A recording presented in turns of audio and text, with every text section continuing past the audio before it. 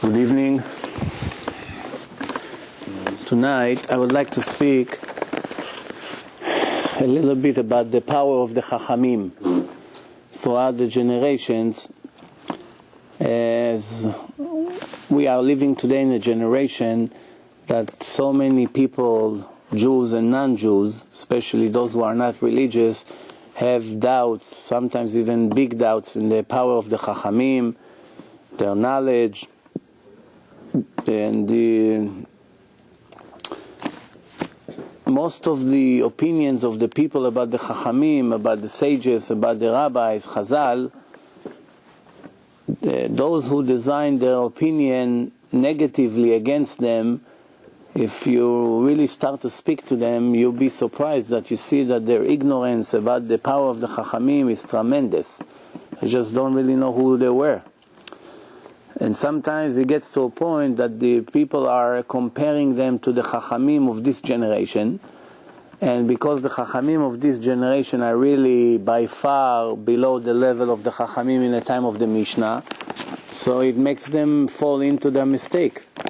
They jump to conclusion. They think that, if we have the Chachamim in this generation today, that they are not sure about certain things, and they're contradicting one another, how can I rely on the Chachamim? And then they jump to conclusion and they make up their mind. And obviously, some of them just use it as excuse against the oral Torah. Now, the truth is that those of you who knows a little bit history should know one very important thing. Once you know that part, it will be a lot easier later to understand. Many people don't know that really the order of receiving the Torah was as follows. First, after the Exodus of Egypt, 7 weeks later, Moshe Rabbeinu brought the nation of Israel to Mount Sinai in a holiday of Shavuos, which is exactly 49 days after Pesach, after the Exodus of Egypt. And over there, he prepared them to receive the Torah.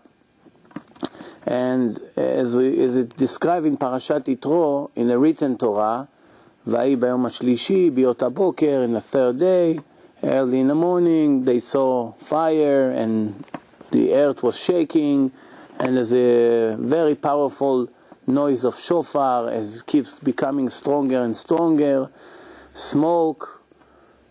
Not a usual event. It's a substantial thing that the first and the last time in history such a thing happened. And then they saw the clouds over the mountain mixed with the fire and all the noise. And then for the first time and the last time in history, millions of people heard the voice of God speaking the first 2 commandments only. That's all right. We have to make order now. Once for all, we're going to make everybody aware of the way things were done, because I see there's a lot of confusion about this subject. So, after they heard, I'm the God that took you out of Egypt, then finally they knew about it before, because Moshe came to Egypt and told them that God sent him, and obviously they saw 1 year of miracles in Egypt, but that was the first time they really heard him, for the first time in history. Then he said the second commandment, you should not have any other God but me. There's no other God. Don't be confused. It's very important for your purpose of life to recognize that there's one and only, no two. And it's very simple. Because if you have 2 gods, that means each one of them is limited. You understand? So there's only one, and he says many places in the Torah, it says there was no one before me and there will never be one after me. And everybody who asks this question, so if you say that there is a creation, there must be a creator, so who in that case created God? That's not a legitimate question, because those questions are applied only to something materialistic. Material, you see material, you know someone made it. When it comes to spiritual, it's above our understanding. We don't have an understanding how you create something spiritual. And it's enough for us to know that God writes in the Torah in many places, I am the only one, there was never other one, there's no one before me, and there will never be one after me. It's enough. Because you know, you're not dealing with a politician here, you're dealing with the source of honesty, the source of justice, and the superpower which we call Hashem, Elohim, and so forth. Now, after the second commandment, the nation of Israel started to lose control. Their soul left their body and they were about to die, all of them. And they started to say to Moshe, please stop it right away. We can handle the greatness of this situation. Please, you go up to speak to this God, and everything is going to tell you, we're going to listen. Now, obviously, later Moshe went up to the mountain, and he brought 40 days later, even though there was a misunderstanding when exactly it's going to come down. They miscalculate by 6 hours. Ki boshesh Moshe lavo. They made a mistake in their calculation. They thought he died. The oral Torah told us that Satan made an image of Moshe that is dead in a mountain. By the time he came down with the first commandment, he saw they dancing around the golden calf. He broke the 10 commandments. Then, all together, he was in a mountain altogether 120 days altogether. He went up the next day back to the mountain until Rosh Chodesh Elul. And in Rosh Chodesh Elul was the third period, which between Rosh Chodesh Elul and Yom Kippur, the 10th day of Tishrei, that's when he received the second commandments, and God told him that he forgive the nation of Israel for the sin, even though we're still suffering from that sin until today, each one of us. But the 40th day of the third period, that was Yom Kippur. And because Hashem told him, Salachti kitvarecha, he made that day as a day of forgiveness forever. And every year, the same day, it's a day of Yom Kippur. Moshe Rabbeinu came down from the mountain on Yom Kippur, and the Torah described that the next day he already set up a court, and he started to judge the people with every problem they had. Where was the written Torah until now, in these 120 days? There was no written Torah yet. The Torah that you have here in the ark was not written yet. All Moshe brought down from the mountain was the oral Torah and the 10 commandments. At this moment, there's no written Torah yet. Most people, most Jews, even religious, are making this mistake. They think Moshe brought out the Torah. Ata oret aladat. Everybody came and kissed the Torah. No. He brought the second commandment and the entire Torah verbally. Now, when was the written Torah was given to the Jewish nation? Moments before Moshe died, 40 years later. There's an argument in a Gemara between Rabbi Yochanan and Rish Lakish how exactly the written Torah was written. Was it written just before Moshe passed away? He said a month, 3 months before, a year before, and he started to write the Torah from A to Z. Because remember, he wrote 13 Torahs, not one. He wrote 13 Sifrei Torah. Even if you sit all day and write it today, it's still going to take you months to do it. 304,805 letters, and it's very, very slow to do it. So he wrote 13 Sifrei Torah. He gave one to each tribe before he died, and one was left in the Aron, in the Ark, as an original copy that everybody will ever have doubts will come and check if they made a mistake in their copies. That's one opinion. The other opinion is that Moshe did not complete the last few words of the Torah because it describes his death. So Yoshua finished it. So that means in that case that we have to say that Moshe wrote 13 Sifrei Torah, but they were missing 1 or 2 verses in the end, and then came Yoshua and finished it, and they all copied the rest of it, and now we have the Torah. 13 different Torahs. The other opinion in the Gemara is that Moshe did not write it in one shot in the end. He was writing it in a period of that 40 years. As they walked in the desert from one place to the other, every once in a while God called him and told him, write another chapter, write another chapter. So basically Moshe was writing everything that happened until that moment. Because remember, the Torah has 2 important things in it. One category of the Torah, it's the mitzvot, the 613 mitzvot, and the other one is the history, the story. how the story was taking place in the right order, with the names, with the descendants of each tribe and families, and where they went from one place to the other. The large portion of the Torah is describing history. Now, when Moshe came down, everybody in Israel already started to keep mitzvot right away. Once he brought down the 10 Commandments, he started to sit and teach Yoshua and the Zkenim and all the people who were in that generation started to learn from Moshe the 613 laws, and they started to teach to others verbally. Now remember, you didn't really need the written Torah. Because anyway, if you look in the written Torah, you're going to find that you cannot do one mitzvah from the written Torah. The written Torah only have the names of the 613 mitzvot, and in the end of the written Torah there's a lot of musar. Moshe was speaking to the conscience of the Jews. That was Sefer Dvarim, for instance, is Moshe Rabbeinu's will to the Jewish nation. Be careful, don't be ungrateful. God knows what you're going to do and you're going to get punished. Read Sefer Dvarim. So all these things really was additional information. The main thing was the Torah and the mitzvot, which means the oral Torah. And Moshe taught them all the oral laws, how to do it. With the written Torah alone, anyway, there's nothing you can do. It's not going to help you in any way. It's worthless without the oral Torah. It's no value. What's the point of having a book not knowing how to keep one mitzvah? So everything, the main information was the oral book, the oral Torah, which only later became a book, the Mishnayot, by Rabbi Yehuda HaNasi. But we see here that for 40 years they kept all the laws and they knew everything what needs to be done before they even had the written Torah. Shabbat, they knew all the laws, the 39 laws of Shabbat, what's allowed, what's not allowed, the punishment, everything. What is it like? I will give an analogy. It will be easy for you to understand. Let's say a guy decided to become a doctor. He wants to become a doctor.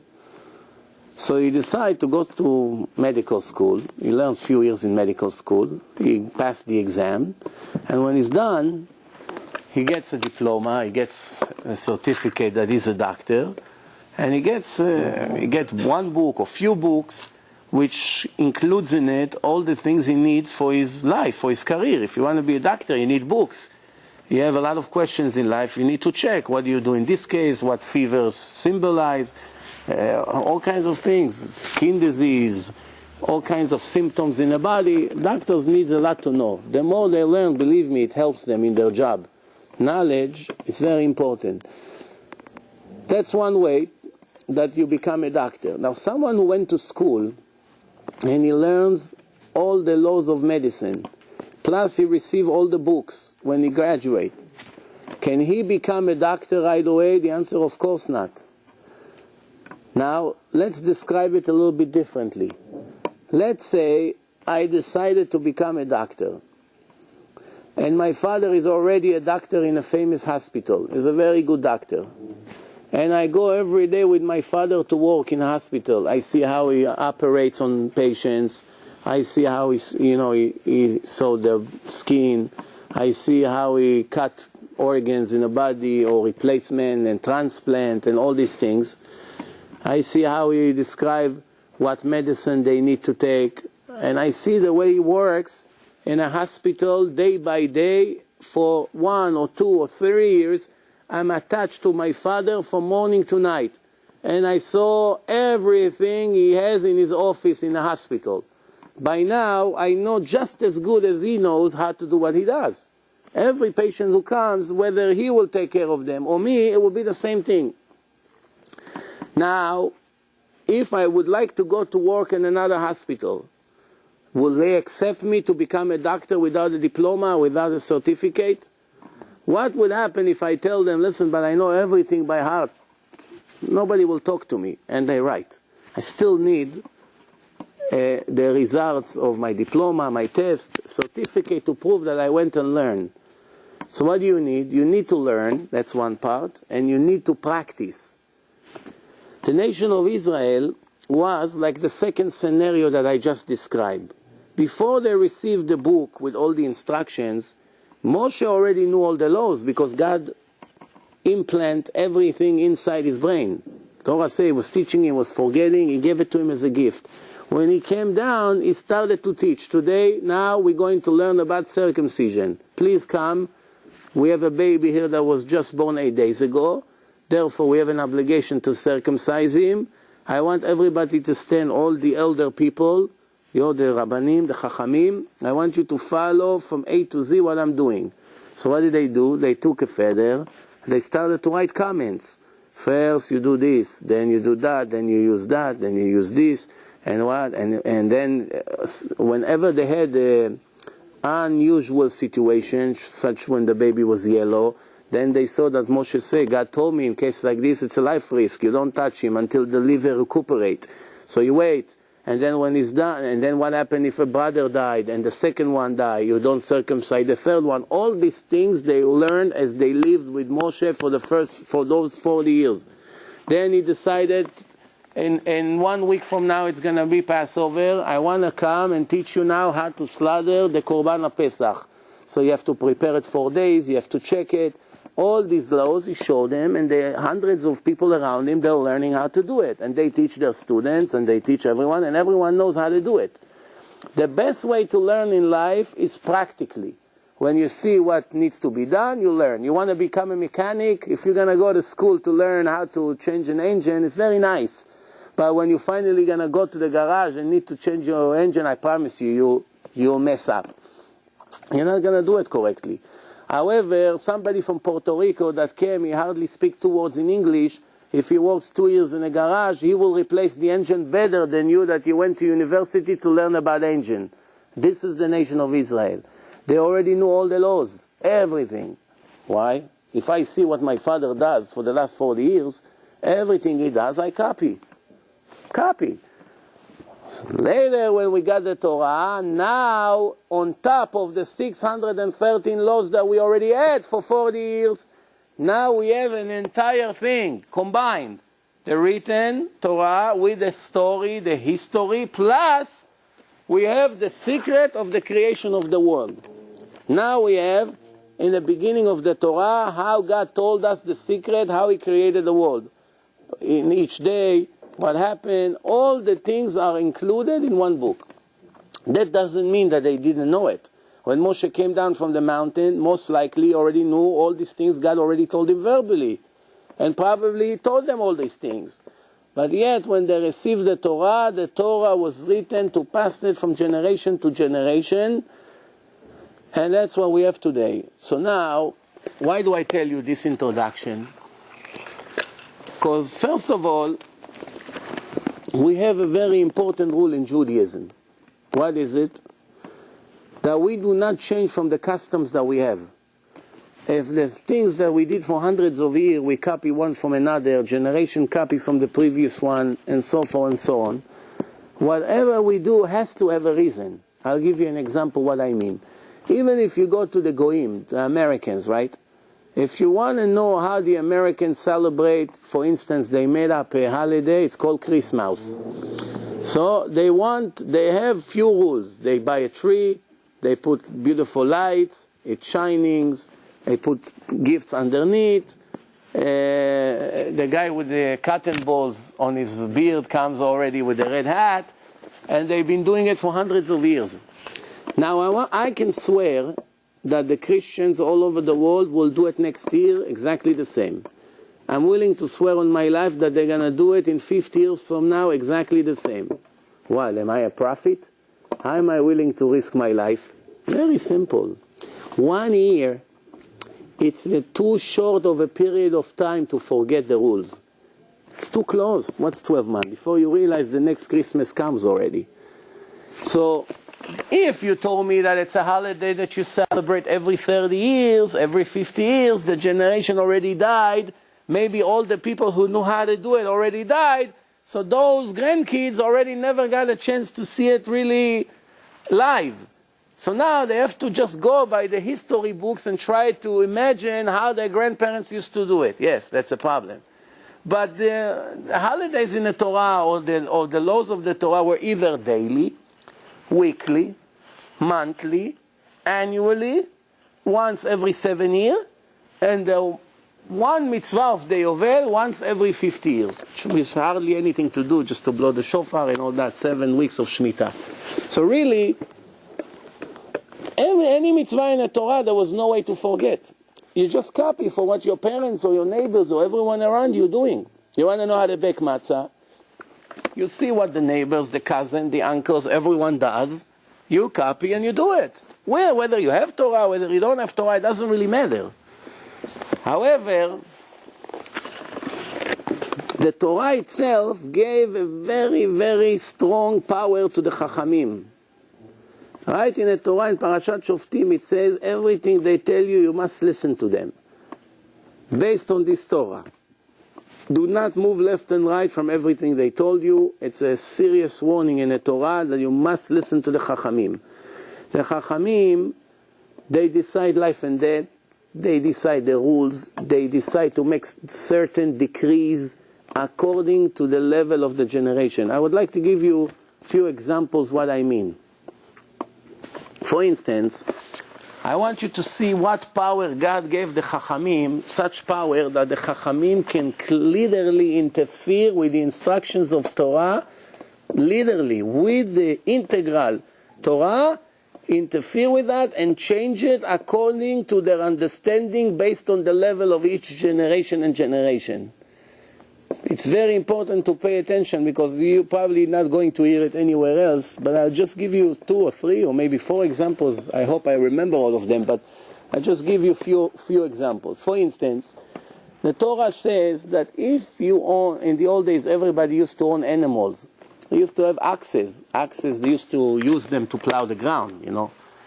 There was no tractors like today. So almost everybody had an axe. At least one, sometimes 10, sometimes 100, depend. So once in a while, axes used to go nuts, become crazy. They run around, they hit people with the horns, they may hit other axes or cows or sheep. And sometimes they just go into someone's field and they ruin all the tomatoes. They step on it, or cucumbers, and they smash it with their legs. Or sometimes they just decide that they want to lay down and roll around on the floor and they messed up the entire garden. There were damages. There were damages that the animals used to do. Now people usually they had shepherds. And the shepherds were in charge of the animals. And also they used to have a guard, like they lock them in. But sometimes you want to leave your axes by the lake 5-6 hours, let them drink and relax, because later you're going to need tomorrow to use them. Just out of nowhere, an axe that you have for 5 years decided to go nuts today. And he started to go and hit other axes. So comes the Torah and says, if your axe has any record, that means you could predict that it's dangerous to society. That means he hit other axes for 3 times at least. Then, because you are not responsible human being, you know it's possible and you still left them alone. If he's going to make a damage, you must pay the full damage. If he has no record, you have to pay half of the damage. Why? Really, the truth is that you didn't have to pay anything, but God compromised between you and the damagee, and he made like you're going to pay half, he's going to lose half, and that's the rule of the Torah, short term. But if he has a record, you must pay the full price. Now,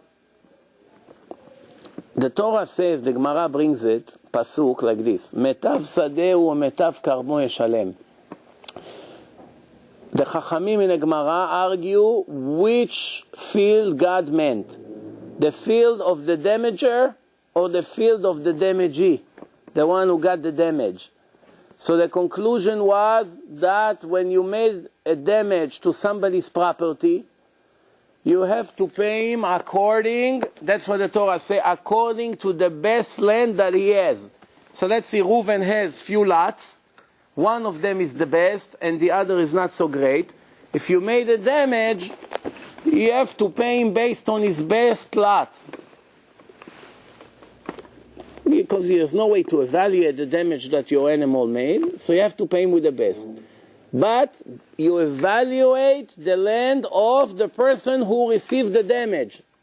Came the Chachamim, and the Chachamim say, the people are not careful enough in this generation, we're changing the rule. Chachamim. God says it goes by the damagee, came the Chachamim and say it goes by the damager. You have to evaluate your best lot, the one who makes the damage. If I have an ox and he made the damage, they go after my best lot, and based on that I have to pay him. This is just an example that the Chachamim made a rule.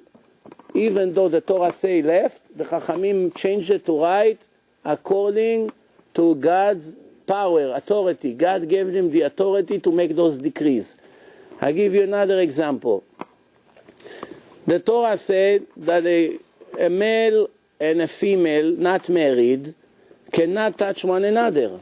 It's against the laws of the Torah. If he wants to touch this woman, he has to marry her first, to give her kiddushin.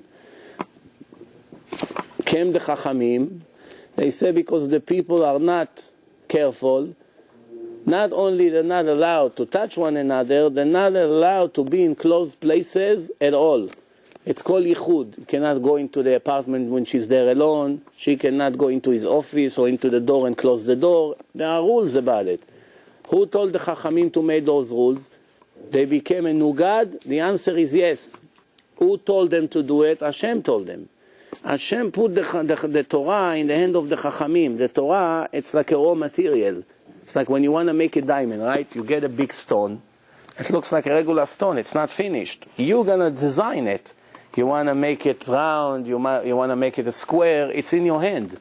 It's still going to be a diamond, but it's in the hand of the Chachamim what's going to come out, according to their decision about the situation and the generation.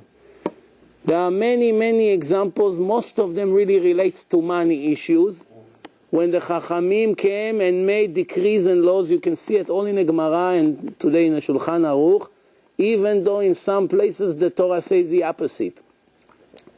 Now you may come and ask, how do we know for sure that these Chachamim had the substantial knowledge to interfere with God's decision? How do we know? Maybe some of them were not capable and they decided to do certain things that really God didn't want. So I decided today to bring you some of the things that these Chachamim used to do or to know. Some of the things you never heard before. It's about time you get to recognize the Chachamim. First of all, I want to tell you something. For instance, if one of these Chachamim will walk here on 108th Street and will open up his mouth for 1 hour, you're going to see him on CNN and all over the media. Because if you knew the power this Chachamim had, you don't see things like this today in the world. Right away, everybody will be shocked.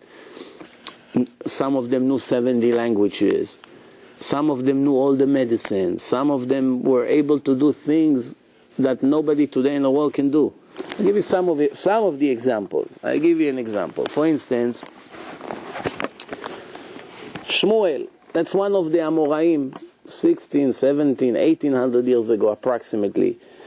There's Rav and Shmuel. Rav and Shmuel used to learn together all the time. They had a lot of arguments in Halacha. Shmuel, he knew how to make a medicine against constipation and make the person clean his stomach right away. He said that he knows the cure to every disease except one, that a person that ate bitter dates, there used to be dates that are not healthy, and if somebody ate them, he doesn't know how to cure him. But every other sickness, he knows the cure for it. People who used to have asthma, problems with breathing, he knew how to cure them. He knew that when a woman she's about to get her period, that one of the signs is that you have problems in her stomach, pain. Remember, he didn't go to Harvard or medical school or this. This is, we're talking almost 1800 years ago. So he knew whenever that somebody say my wife has problems and this, and he say wait a few hours or a day or two, you're going to see this is probably she's getting her period, and he was right about it. He knew the cures for all kinds of eyes problems. People who used to have problems with their eyes. One time Rabbi, if Rabbi came to him, that means he lived at least 1900 and change, almost 2,000 years ago, because Rabbi Yehuda was close to 2,000 years ago. So Rabbi that wrote the Mishnayot, he came to him and he had problems with his eyes. So he told him, I'm going to make you a special paste. You put it in the back of your head and you go to sleep on it. By the time you wake up in the morning, you're going to be able to see clear. So that means this medicine will be absorbed in the scalp and go through the brain into the right place and cure the eyes. Do you know any doctor today in the world that can do such a thing? And he cured his eyes. Gemara says he cured his eyes, he was able to see. Then, people who used to have skin problems, their skin got dried and it started to get cuts in it. He knew how to make them a special paste that once they put it once, they get cured right away. Chicken pox that people used to get, he knew how to make a special paste. They put it on and they get cured. One time, they brought little water from the wounds of a woman that made shafir from her wounds. They brought water, and he says that they wanted to know how long is the pregnancy of this woman, how long she's pregnant. And he looked at the water and he said 41 days. There's a difference. Up to 40 days, there's no baby yet. It's just becoming a human being. After 41 days, it's already a human being. It's pulse, he's thinking, he has nerve system. And based on that, the husband got whipped, got beaten up by the Jewish court with a whip because he made a sin. Because he had a relation with his wife before her period and the pure days were over. Based on that water. So you understand what we're talking here? Scientific check. That means there was no doubt, because you cannot punish anybody in court unless if you know 100%. That's how reliable he was. Then Rabbi Eliezer ben Orkanus, he said the whole water came from one ocean. And that's what the scientists said. If you remember, I said here last week. Once after the flood, the continent started to shift to one left, one right, and we have now 7 continents. But in the beginning, it was all water and land. That's it. So they're all connected to one source, the ocean. Then Rabbi Meir knew if there is a placenta in a woman's womb, it must have a baby in it. And that means if they took out of a woman's body, let's see,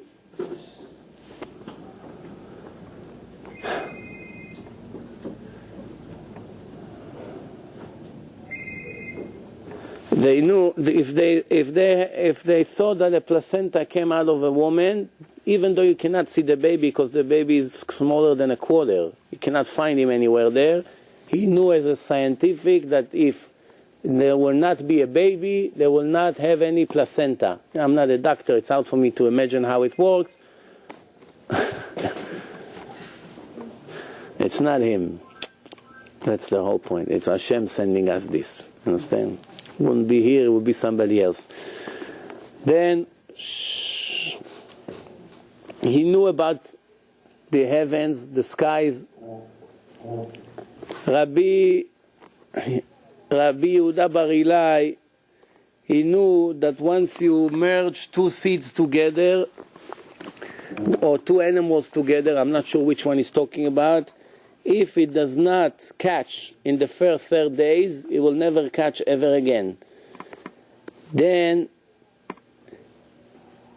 he knew, Rabbi Chia knew that if a person wants the baby to have white skin, wider than what it's supposed to be, will make the baby eat chicks, and make her drink a lot of milk. That makes the skin of a baby wider. That's in Masechet Ketubot. Abaye knew that every impure fish doesn't have a spine. How do you know? You have today more than 40,000 kind of fish. And he made a rule. He said every impure fish, you should know, doesn't have a spine, no bones like we see. All the kosher fish you saw, and they serve in a bris here, they bring what's the name of it? Chubs, those big chubs, the white fish. You see all the bones? So that's the spine that they have. So all the non-kosher fish doesn't have it. He knew that mushrooms grow from the air, not from the ground. Mushrooms does not observe from the ground like all the other plants. That's why the bracha of mushrooms is not borei pri adama, it's שהכל נהיה בדברו. Yes. He knew, he could tell always the difference between the noise that a donkey make and the sound of the donkey makes to compare to the sound of the horse. I guess when they're born, by not seeing them, he was able to tell right away which voice belongs to which one of them. He knew that the light of the sun cures, it's helping for medicine. He knew that the roots of the tree can maximum reach 16 amot, which is 24 feet wide to each direction, I believe. He knew to calculate the renewal of the sun every 28 years, exactly when the sun comes to the first place. The sun was hung in the sky in the fourth day. Every 28 years it comes to the same place exactly. So that means every 28 years we have something that called Birkat HaChama. Every month we have Birkat Levana. But Birkat HaChama once every 28 years. It's like a celebration, Rava, Abaye and Rava. So Rava knew how to tell the difference between 60 different kinds of blood. 60 different kinds of blood. Blood of nida, blood of this, blood of a sickness. 60 different kinds of bloods. And based on the smell of the blood, he knew right away where this blood came from. You understand the power of a Chachamim? I'm just giving you some examples. This is all from the Talmud. If you want the sources, you come, I'll let you write the sources. Let's continue. The Chachamim in the Zohar, Rabbi Shimon Bar Yochai, he wrote that the earth is round like a ball and turns around itself and is in movement, and it has gravity because it's written in the Zohar that there are people in the bottom of the ball. And when it's light in one side, there's dark in the other side. That's 2,000 years, actually 1,500 years before the Goyim started to realize it. Before Columbus, before all these people. They knew that if what Louis Pasteur in France, about 100 and something years ago, he found to pasteurize milk, to heat the milk in 80 degrees Celsius to get rid of all the germs, the microbe germs that they're inside, and to make this. In that case, when you do it, you keep it fresh longer. Because, for instance, all the grape juice that we drink, right? All this Kedem grape juice. Did you ever wonder how can it be 2 years on the shelf and it doesn't get spoiled? Take grapes, squeeze them in a mixer, come back put it in a refrigerator, come back after 48 hours, they spoil. Open the jar, like seltzer. But in those bottles, it stays for years. It can be on the shelf 100 years. It's not spoiled. How come? Once you kill the germs and you seal it, you heat it up, that's called cook wine. Cook grape juice, whatever. Pasteurize. Okay, now, so also there's one other thing that he invented supposedly is medicine against rabies. how to save people from a sick dog that beat them. Okay, so the Gemara says, this is what the Gemara says. The Gemara says someone who was beaten by a sick dog, you got to take from his liver and inject to his body and save him. That's how, by the way, he found the idea to start investigating how to create a cure for that sickness, and then he invented the medicine against rabies.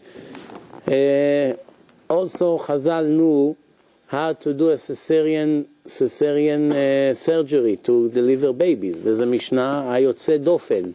In Hebrew, the word Yotze Dofen means exceptional.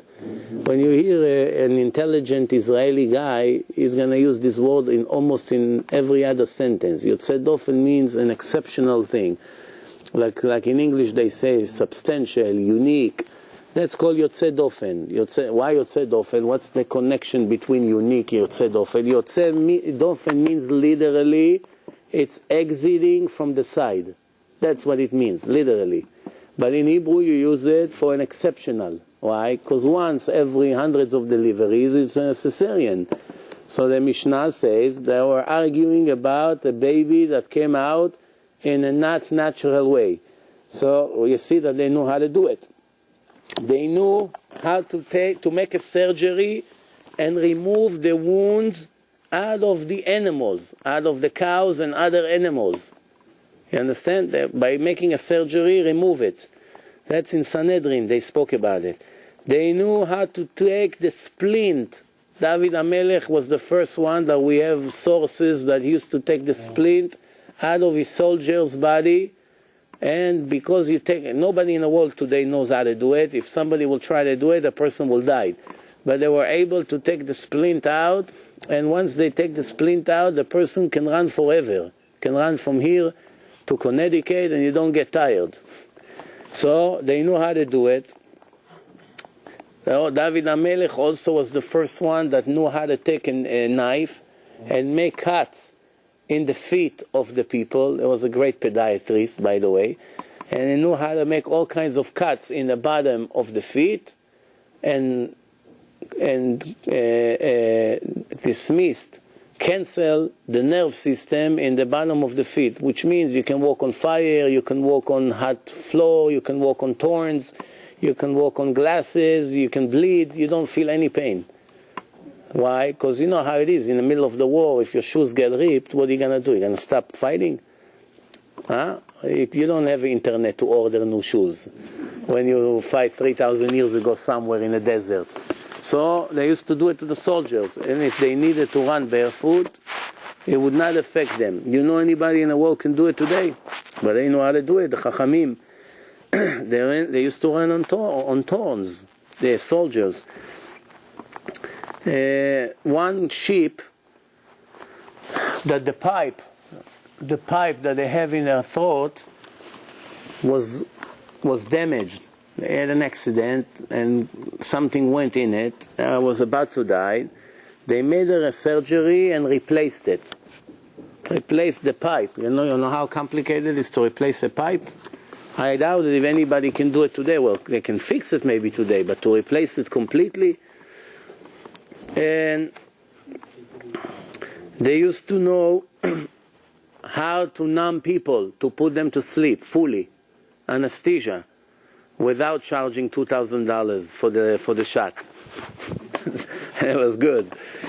Also, the son of Rabbi Shimon Bar Yochai was very heavy, very heavyweight, and they put him to sleep, anesthesia, and they made him a surgery, what we call today liposuction. And they took 2 buckets of fat out of his body, and then they cut the skin, the extra skin, and sew it neatly, plastic surgery, and he became a model. The son of Rabbi Shimon Bar Yochai in Meron. That's the first liposuction, according to Jewish history. Then, what else we have here?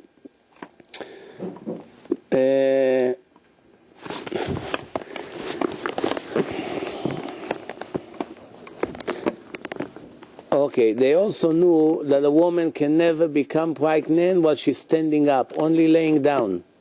They knew one thing. How did they know all these things? Remember, they didn't have the knowledge today. They knew how to see internal parts, Röntgen. You know what's Röntgen? X-rays. Well, soon I'm going to talk about that part a little bit longer. But there was a way to see things inside the body without cutting it. They were able to check animals in 18 different places inside the body before they cut them open. We'll talk about those things soon. They knew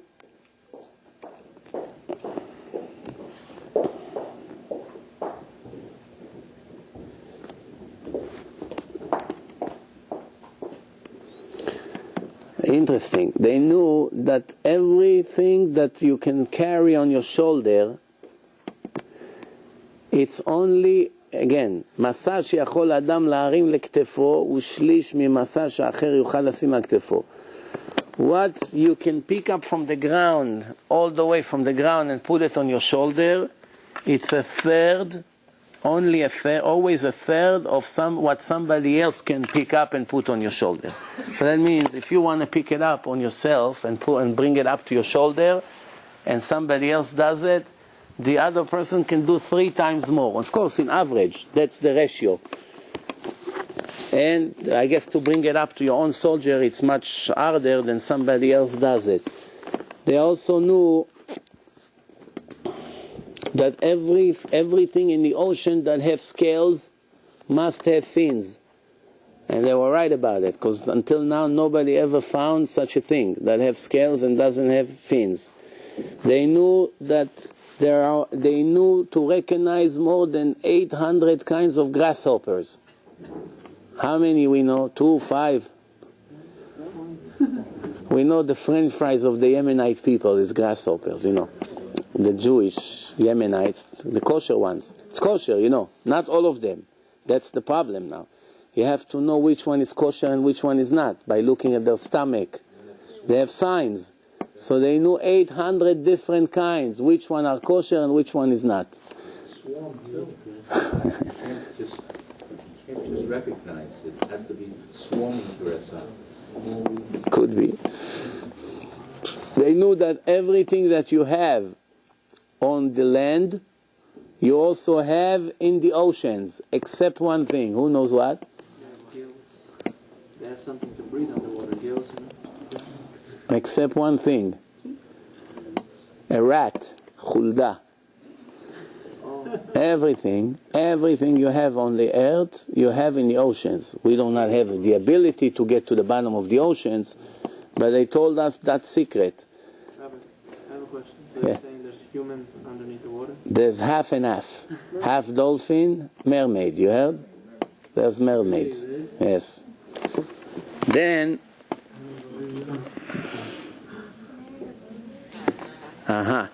they have mermaids. They also knew all the birds picking up their mouth after they drink water. They pick up their mouth. Except the dove. The dove is the only one that drink without picking up the head, sucking from the lake. You know how many thousands of kinds of chickens and birds you have? And they knew that dove is exceptional. It doesn't need to pick up the water and throw it inside the throat. It sucks like a straw from the lake directly. They knew that there are some kinds of lice that doesn't, some kind of lice, we don't have it today, nobody ever found it today, that doesn't multiply with relation, male and female. They multiply by sucking the sweat and the dirt of the people's head, the scalp, and that's how they split and become 4 and 8 and 16. Interesting, very interesting. That's why if we were able to detect a lice like this, if we kill it on Shabbat, it wouldn't be one of the 39 things that you're not allowed to do on Shabbat, because you know there are 39 restrictions. Any animal a person kill on Shabbat, if he does it not intentionally, it's chayav chatat. And if he did it intentionally, it's like lighting fire, the same thing. stoning, karet. But if it was a lice, he only made a sin from the Rabbanan, because Rabbanan made a decree not to do it, but from the Torah was allowed.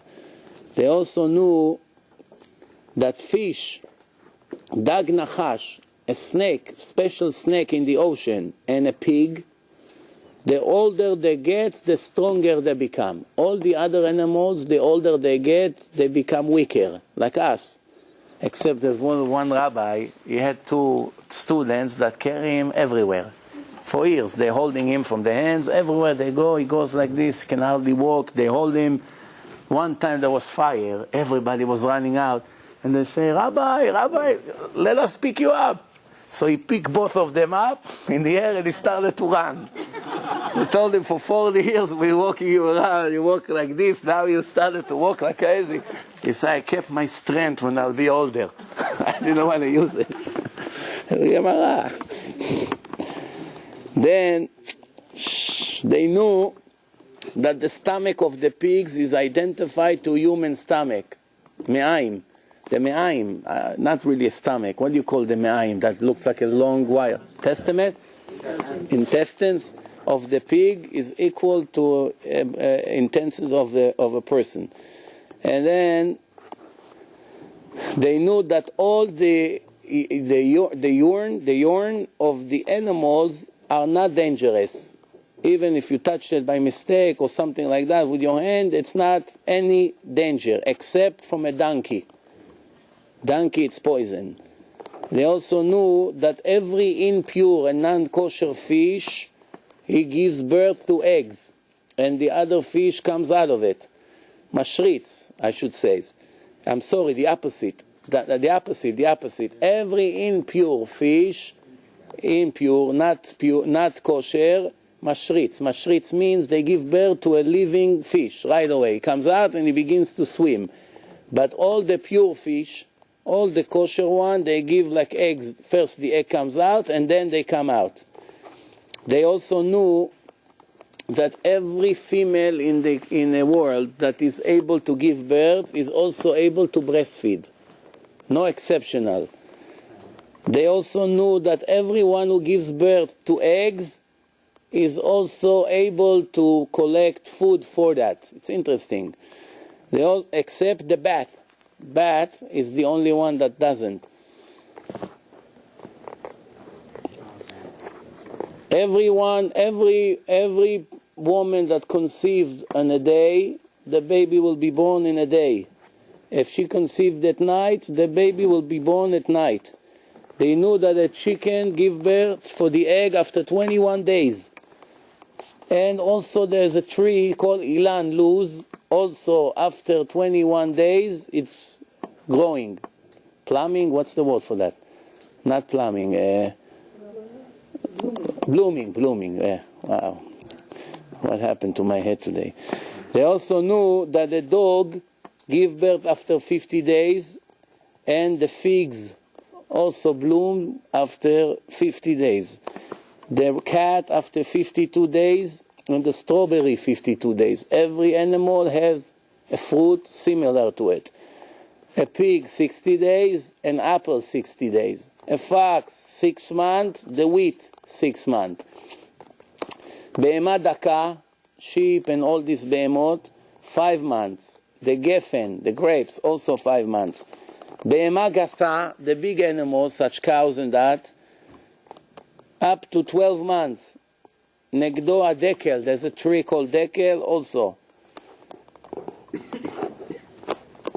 They also knew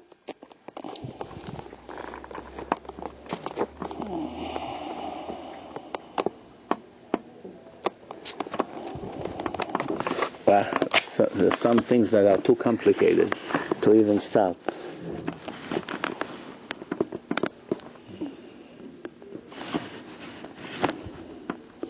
They also knew that from all the eggs in nature, the egg of the chicken is the easiest one to cook. Nothing is easier to cook. All the other ones needs much longer time. And they knew all the signs of a dog that have rabies. That his saliva is dripping from his mouth, he walk crooked, ears are down, his tail is down, and he walk on the side of the road, attached to the side. All the signs that the dogs have, that where they sick, they recognize them right away.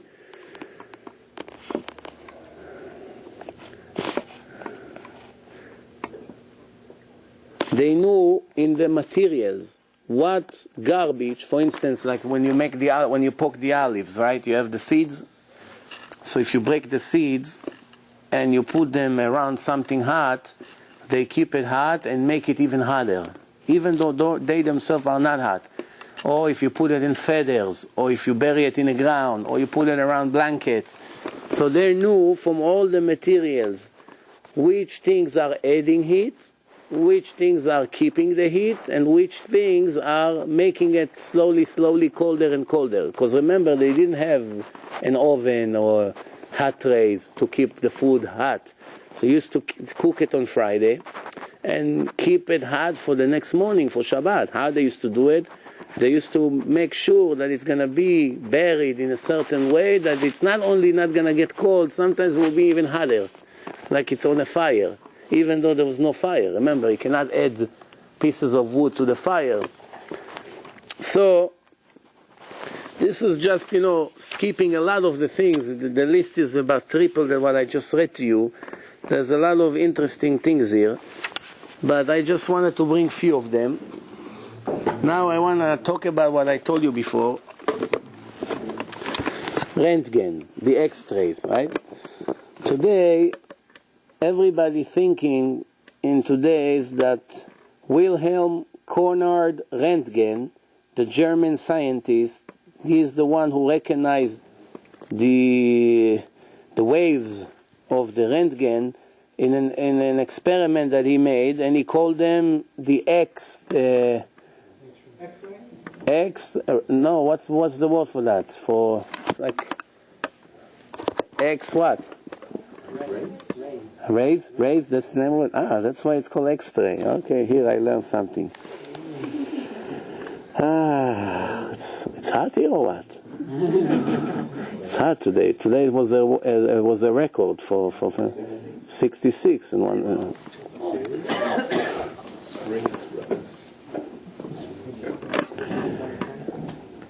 So anyway,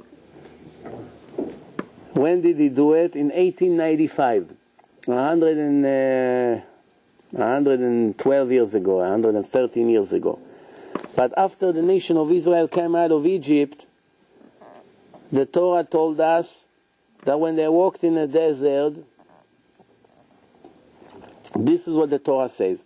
והשם הולך לפניהם יומם בעמוד ענן, and Hashem is walking in front of them day with a pillar of cloud, להנחותם הדרך, to show them the way, ולילה, and it's night, with a fire, to light the way to them.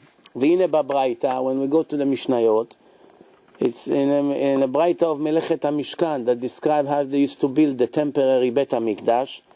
It says that not only the clouds were making the way straight for them, that they're able to walk straight all the time, that they were using this special cloud to see what's inside every item, buckets, ceramic, barrels, and they were able to see inside. So היה מסתכל בתפיח, תפיח means cad, a barrel or a bucket, ויודע מה בתוכו, and he doesn't have to open the seal because everything was sealed.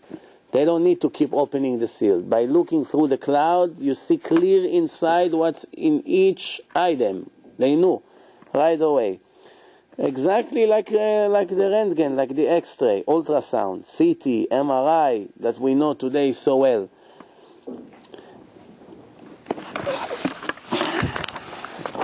The pictures here are very nice.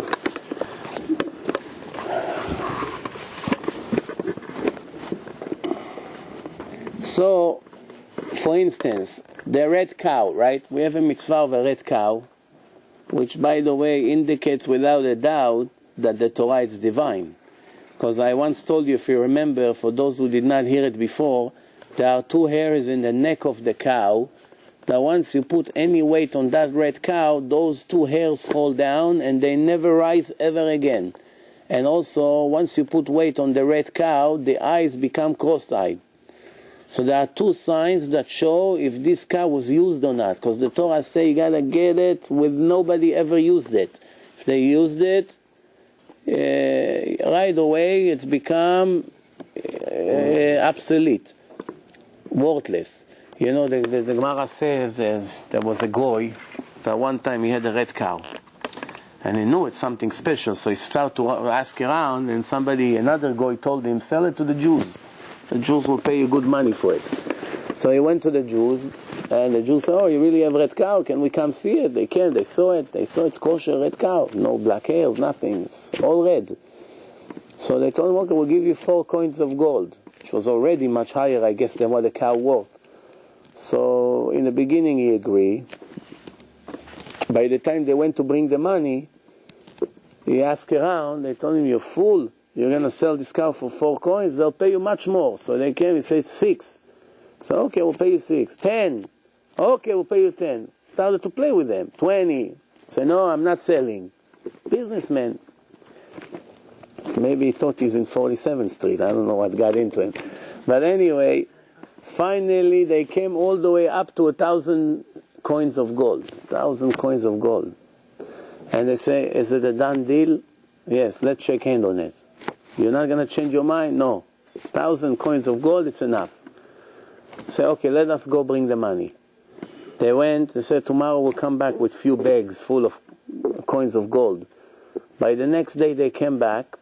Now he went to his friend, to his neighbor. He said, I'm going to fool these Jews big time. You really think I'm going to give them a cow like they want? I know, I heard around that the only condition that they're going to buy this cow if nobody ever sat on it. Come with me. We'll hide the cow in the back. We'll put a bag of wheat on the back of it all night. By the morning early, I'll take it off. When they come, we'll give it to them. I'm going to take 1,000 coins of gold and we'll give them a cow that's worth 1 coin of gold.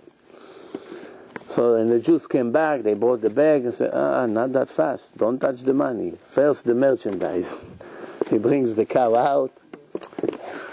The rabbi pull out a magnified glass. He comes like this, like they check the etrogim, you know. He comes to the neck of the cow. He got up. He said, look at the eyes of the cow. He said, the deal is off. No deal. So what happened? This is the word of the Gemara. Go make fun at your mother, the rabbi told him. The Gemara says, go make fun at your mother. So he said, what? He said, what do you think, you're fooling us? Yesterday was kosher, what did you do to it? By the time we got, you put something on it. So how did you know? He said, the God who gave us this mitzvah also told us how to get protected from fools like you. So the deal is off. So the Gemara says he went back into his house and he say, bless who is the one who chose this nation. And he took a rope, he tied himself, and he hung himself to death. That's what happened. So not only he did not get 1,000 coins of gold, he went straight to hell. So the point why I'm telling you this story, this is just one of thousands examples. No human being was able ever to know what to look for. If it's not a divine book, who would ever tell us where to look? An average cow have hundreds of or millions of hairs. You know, it's a big thing. We have more than 1 million hair in our head. Not all of us, but that's okay. Anyway, today it's in fashion. Even those who have hair, they shave their head. But anyway, so they have millions of hairs. Millions. How do you know to look for 2 and they're right here by the neck? First of all, who gave you the idea there's 2 exceptional hairs? And second, how would you know where they are? And third, how would you know that it's affecting the eyes if you put something on the back of this red cow? It's divine information, 100%. By the way, you know that there was nine red cows in history, 9. We're expecting the last one. There should be 10. One last one we are waiting for. Even though somebody told me that there's a rumor that there is a family that keeping the ashes of the red cow from the time of before Bet HaMikdash and passing it from father to son, generations, in a jar. Because once you add more water to it, for instance, if you have a nice swimming pool here in your backyard and you want all the Kohanim to become pure, you take this jar, if supposedly it's true, you spill it into the swimming pool, everything become holy water. You take from this water, you splashed on the Kohanim, they become pure. So let's go back to what we said. They have a picture here of a red cow, how it looks. It's interesting. It's anyway, so why did I get to red cow? Because the X-ray, today if you make an X-ray to a red cow, you know if the cow is kosher from inside. But they didn't wanna operate on a cow to know if it's kosher from inside. So how did they know? This is how they used to check. It brings here, like this. So they did like this. They need to check in 18 different places. And the way that they did it is by putting the cow right next to the cloud. And once the cow goes next to the cloud, you begin to see the inside of the cow. And you see if it's complete inside, there's no holes in the lung, all these things that you need to check, thanks to that cloud. By the way, there was one red cow that was born in Texas in 1998. Did you know that? What was the name of it? You're not going to believe it. The Goyim knew how to call it. Huh? Barack Obama. No. Geula. Speaking about Obama,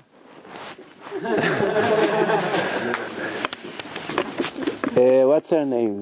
Clinton, the daughter, what's her name? Chelsea Clinton went to Iraq to meet the soldiers. So one general was standing, a tough guy. So she came to him and said, "Excuse me, when you go to war, are you fear from anything?" He said, "I'll tell you the truth, there are only 3 things that I'm afraid of." She told him, "What are they?" He said, "First, Osama. Second, Obama. Third, your mama."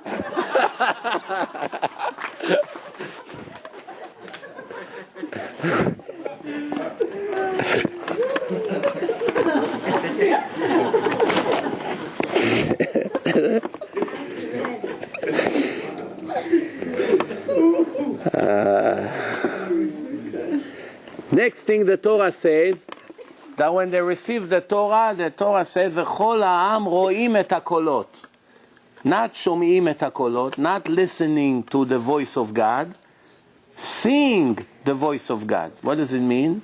Every voice that is made have radio waves all over.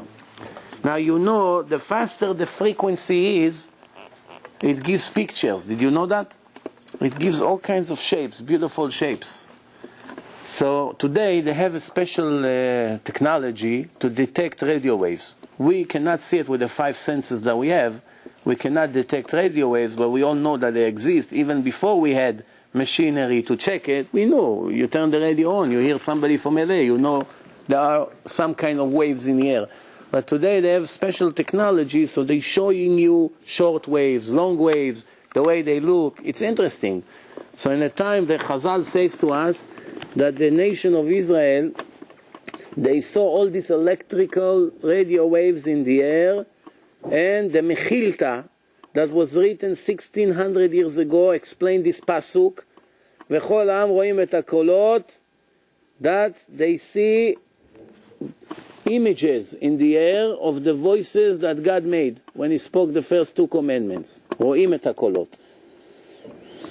So it shows the machinery here, and some of the pictures here are beautiful, all kinds of nice colors that they're showing. Okay, now, what about air? The hair around us. Does hair has any weight? The hair in a space, right? Does the hair have any weight? Can you weigh air and tell how much is weight? Until the 17th century, 300 years ago, if you ask this question, people would mark you as a fool. Air has weight. What air? What weight? Everybody knew air is empty. No weight, no massa, no size, no nothing. Until Galileo Galilei came. Galileo Galilei was actually 400 years ago. So that should be until 400 years ago, in the time of Galileo, he started to prove that air has some kind of weight. Today, we all know that the air around the air around the earth, around our world, that surrounding us, what's the weight of it? Who knows? 14? 14 pounds? 5.1 ton multiply by 10 in a power of 15. That's the formula. 10 to the power of 15 times 5.1 ton. Yeah, around the earth completely. I don't know how they measure it. Don't ask me. I didn't go to Harvard. You know. And the pressure of the air around the earth on each one of us is how much? How much pressure we have on each human being? Weight of air. Who knows? Huh? I swear, I guarantee you that I won't get an answer from you. And I tell you why. You know why? Because when the basket goes around and you need to take out the money, the mind stops thinking. So let's wait until you finish with the charity portion. 5,000 pounds? Yeah. You gotta come earlier to know the number, Mishael. No? What do you say? 10 ton. That's the pressure on each one of us. So how come we're not getting smashed? Huh? There is a system in our body that create an opposite pressure equal to this pressure of the air, that we won't get smashed. Not water. An opposite pressure. That's why we don't feel that weight of the air. Now, cold air. It's colder, it's heavier or lighter from hot air. It's crowded. It's more crowded, therefore it's heavier. So when the air becoming colder, and when it's becoming hotter, when you warm it, automatically catch more size. And what happened to it? It brings it up. And that's what we say, eat rice, right? Now I want to tell you something. Did you ever think, I don't know if you ever saw, but in one of my lectures, I think a week or two ago, you can watch it on the website. Even though it's in Hebrew, you can just see a movie that I showed them, 5 minutes movie about the astronauts on NASA in the spaceship, how their life is. I have it in my computer. They fly in the air, you know. So one push the other. Let's say I want to send Malkiel from here to Muncie now. So what do? I make him lay in the air. I push his feet like this, fly all the way to my house in Muncie. Then somebody over there will give him a push back. He comes all the way back here in the air like this, like you're swimming inside the air. Now let's say you want to pick up this whole building. If you take a building like this size, you can move it with your pinky toe. You can push it like this whole building. You push it, it's going to fly forever. Oh, that's the easy part. Now what happens when you want to go to the bathroom? You ever think about that part? There's no gravity. So first of all, when you sit in a bathroom, what happens right away? You fly to the ceiling. So you got to make sure somebody will be above the ceiling pushing your head down to the toilet. Then you're shooting stars. If you ever see some lines above you, you know there's the astronauts just passed by over there with their bathroom. That's very hard. Did you ever think about it? How do they go to the bathroom? But I have a harder question. How do you swallow the food? That's muscular, that's no problem. That's internally, the body can... How it goes inside? Once it goes into the system, then maybe it absorbs and pull it down. But let's say you want to put something, all right? It goes into the pipe. It's right here. But the gravity makes it fall down. No? It's contraction. It's contraction? Contraction? So it's not going to come right back up. So if you drink vodka, it won't go back to your father-in-law over there. When you go to the shidduch, the Bukhari, and they give you a bottle of vodka, you drink, it comes out of your nose. You're lucky you're not in space. You want to get a shidduch. So anyway, what they do, they tie themselves with a seat belt to the toilet, and they have a special system that suck it inside. Otherwise, they can go to the bathroom. It's very interesting. How Hashem made this world with gravity, that everything you need is standing, nothing is flying around. It's beautiful. The only place that people can live is right here.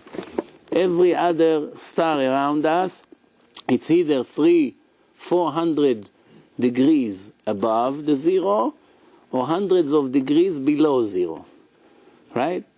So, as soon as you get there, once you come out, there's nothing to come back in. You either become ice, right, or you become ashes, one of the two. So,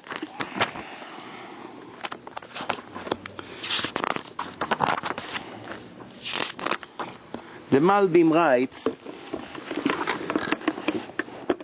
the Malbim writes like this. First of all, there is a pasuk in the Torah, לעשות לרוח משקל ומים תיקן במידה. So the Malbim writes, the Malbim was 130 years ago. Malbim, one of the most interesting commentators on the Torah, the Malbim. Mamash interesting. You read the Malbim, you won't believe he only lived 130 years ago. Mamash sounds like Rashi. That's how great he is. So he wrote, לעשות לרוח משקל, שיסוד האוויר, the air, has weight. And that he translated a pasuk that is 2,000 years old, more than 2,000 years old, way before Galileo discovered that the air has some weight. And he says, and therefore the steam goes up to the clouds, and the lower air, it's heavier than the upper one, אשר משכבו כבד מן העדים הקלים, and the light steam or clouds go higher, and that's how the water goes up, and later you're getting rain, and it's all like a cycle. How is it? Because of the weight of the air. Without the air weight, you wouldn't be able to get rain, you wouldn't be able to get clouds, you wouldn't be able to have this system. And one other thing is like this. You know that everything in nature, when you heat it up, it expands. And when you're freezing it, when you're cooling it, it automatically shrinks. Therefore, when you heat up water, right, what happened to the water? It become eventually steam and it all disappeared, evaporates. What happened when the water begin to freeze? When they become colder and colder and colder, they begin to shrink.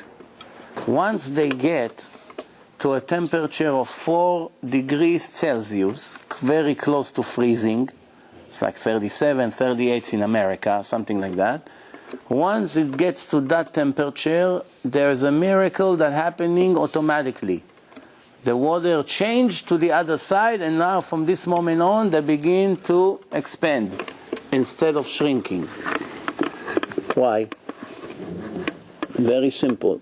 The water continues to shrink until they get to zero, and lower and lower and lower. You know what would happen in the oceans?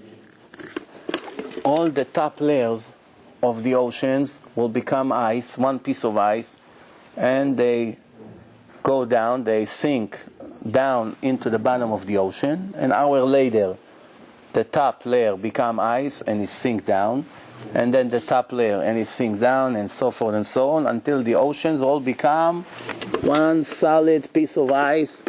No fish, nothing to get from the oceans, no water, no life, no nothing.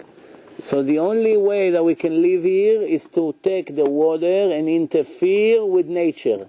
Until the water, once you get to zero, almost to zero, you cannot shrink anymore. Because I want the people to live. You turn to the other side. No other material behaves in such a weird way. But that's the only way we can have life. And the scientist says that there's no doubt that there is a creator to the world. How do they know? A lot of them that are honest enough. Because the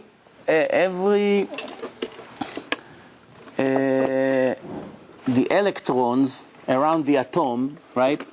Even if you interfere with that, you cut it, you mix it up, they always come back to the same root. They always come back to where they're supposed to go, and they move in the same shape, always. You interfere, you move it goes back. He knows he must go back like soldiers. Like a bunch of dancers, you know, they have to go, they go. So if you push one of them, right away she runs back into the line, she runs. That's how it is. The material, the raw material. I told you that material, it's all illusion. Everything you see, it's not really taking any space. It's all an illusion. This whole world, you can fit it in one little gum. The whole world. Why? The reason you see it so wide and nice is because it moves so fast, it gives you an illusion that it exists. It doesn't really exist. Once you take the energy of Hashem from any material, right away it shrinks to zero. Even the body, nothing. The body that we have, the way you see it, it's big, wide, you see jackets, you see things, it's all an illusion. It's not really exist. I told you, I gave you the example of the fan. The fan, when it turns very fast, it looks like a round thing, right? It's not, but it's only four things. Why it looks like a whole circle, like a whole wheel? Because it turns around so fast that it looks like you have a complete full circle, full. Why? It's an illusion. Same thing, the atoms. They move, the electrons move so fast that it looks like everything you see. You cut it, they continue to move. But it's really nothing. It's interesting.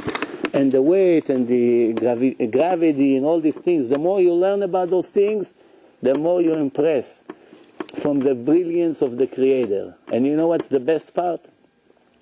There are places in the Torah that he says, I did everything for you, the nation of Israel.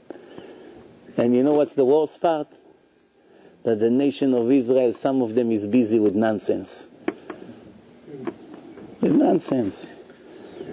Nonsense. Money, work, library, movies, basketball, television, internet, everything but the important thing. So now, the situation in this country, whether we want it or not, will force us to become closer to Hashem. You know why? Because when the problem begins, people become more religious. History always shows that when people become poor, they become more religious. They become wealthier, they become less religious. Now everybody will become poor in the next few years. Because we already see, they just announced yesterday that the United States is in front of the hardest recession since the Second World War. They say it yesterday on the news. And a lot of the experts, everybody knows it. I actually say to some of you, and you can check it on a video from my lectures in my website from 2 years ago, 3 years ago, I already told people the first thing will fall down here is real estate. Not that I'm a prophet or something, not that the Torah told me, or not that God came to me in a dream or anything like that. Just common sense. Looking at what happened, the balloon and all the nonsense that went around, I just thought to myself, this balloon has to explode. How long you're going to blow it in, and it has to explode. And when it explodes, it's going to be faster than when people can imagine. So now all these people who celebrated real estate, all stuck with buildings, they stuck in new construction, the banks closed their door, they cannot get any loans, nobody can make money now, offices are closed, people cannot pay their mortgages in this country, This country loses more than $1 billion every day in Iraq. Look at the level of the new leaders. Where are they? What's the future of this country? And what's the worst part? That the more it gets bad here, who's going to be the first one to pay the price? As usual, the Jews. Always the Jews. The Jews are the first one to benefit when things become good financially. The Jews are the first one to get hurt when things become bad. You will wait and see. Now this is recorded, we are in February, 2008. I doubt that if by 2009 we'll be able to work with Yamakazir in a year from now. You wait and see, it's just a chain reaction. You know, when the Goyim don't have money and the owners of everything are the Jews, that kills them. That's always, it's history. I'm not making anything new here. I'm just checking what happened in all the other times. Then there were when there was problems in Germany. Who brought Hitler to power? The German. Huh? You wear a baseball hat. And you make one of the tooth gold. And you speak Russian. What do you want? The Bukharians are safe. I have a problem. Everybody knows. Come on, you see your accent is Israeli. I have a problem. Don't worry. You say spasiba, chorasho. They love Russians. No, it's Amalek. Amalek and Amalek. The Americans and the Russian came from Esav, Not the Bukharian. Just Bukharian know their language. Don't worry. I never had the zchut.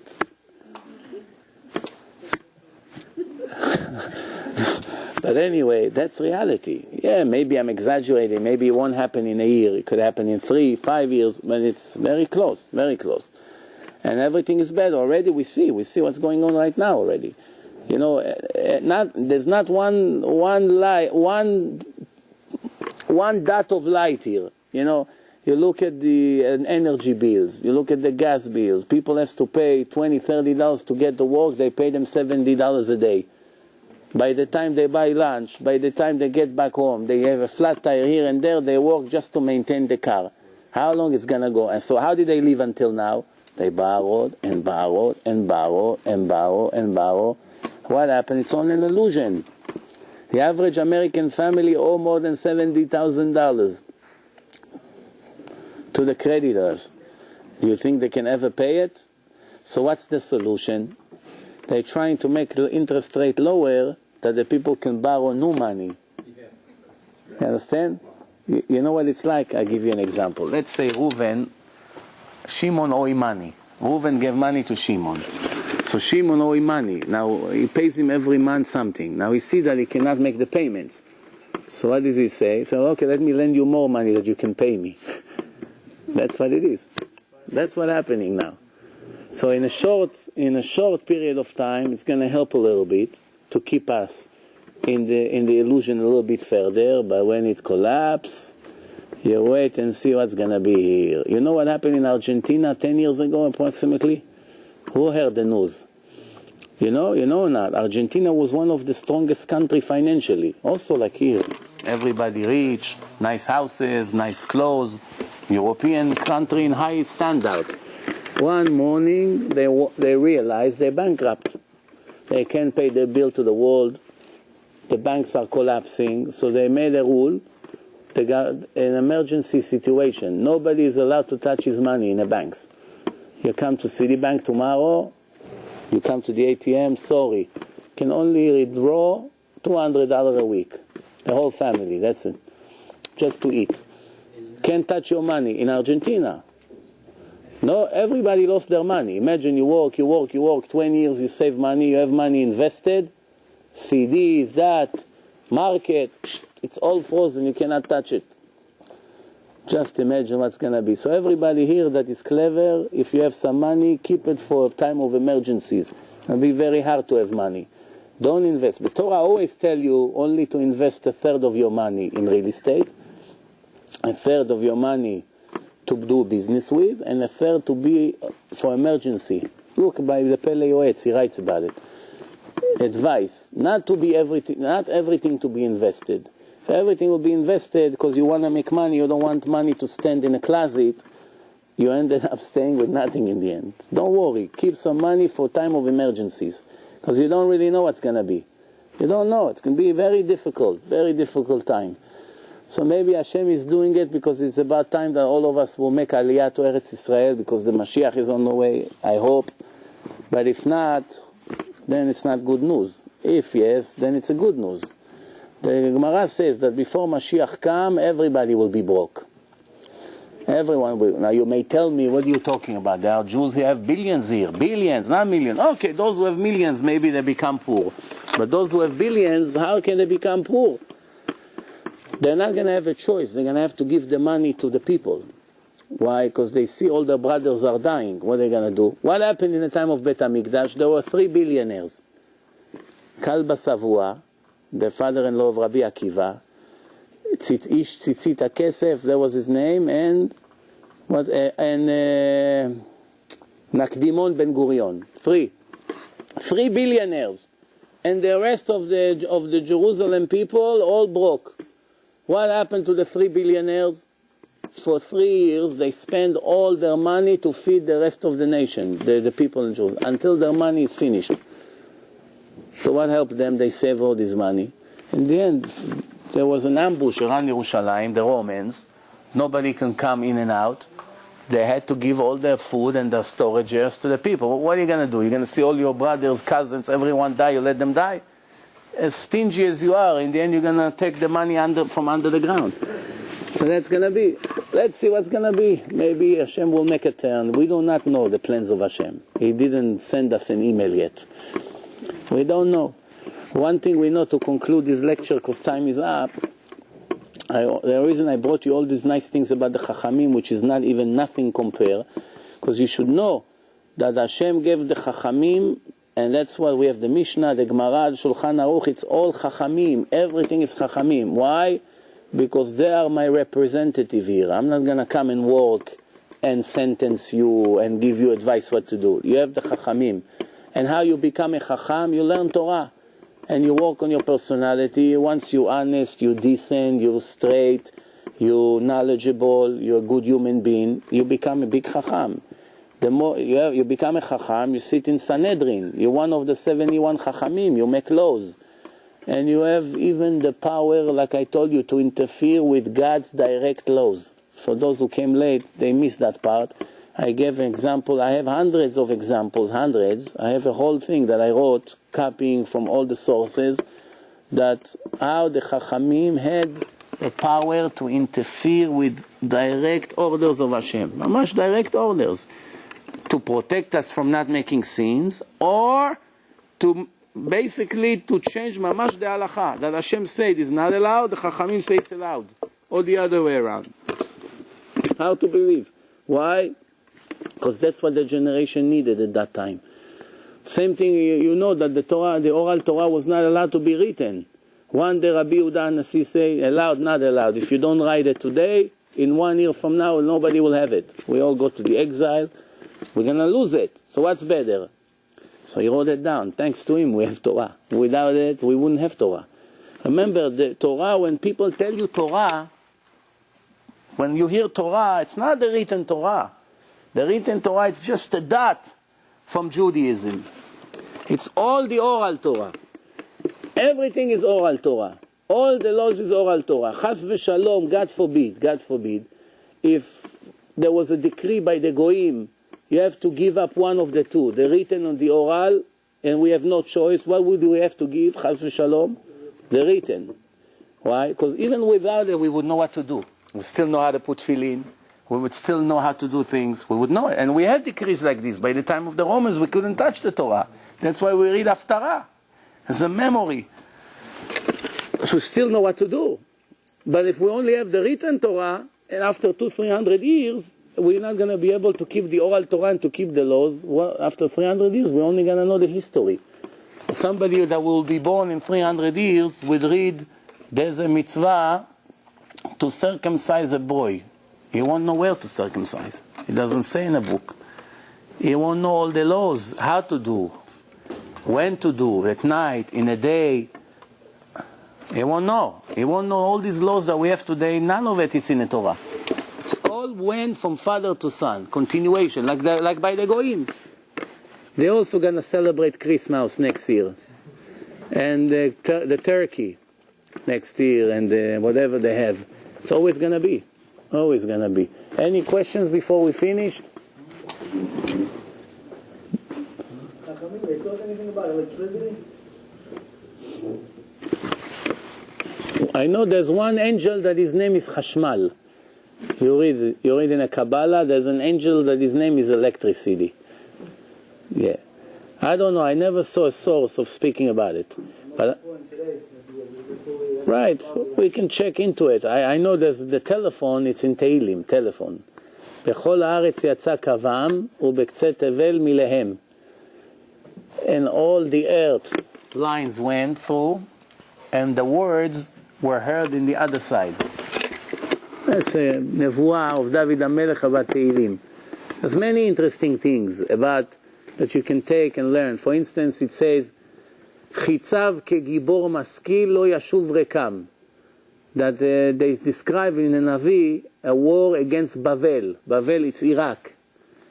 Right there. And it says that the missiles, the Malbim, I told you before, he lived 130 years ago, way before the World War, right? Or before the Gulf War, or the last war, or the war now against Iraq, Saddam, way before.